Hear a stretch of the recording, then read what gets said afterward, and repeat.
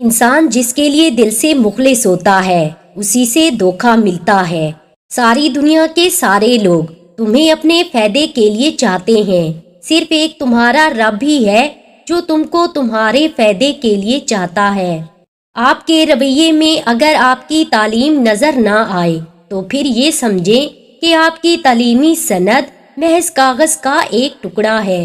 دولت ایسی دیوار ہے جو ہر دولت مند کے عیب اندر چھپا لیتی ہے، اور غریب کی غریبی بھی اس کا سب سے بڑا عیب ہے جو چھپائے نہیں چھپتا۔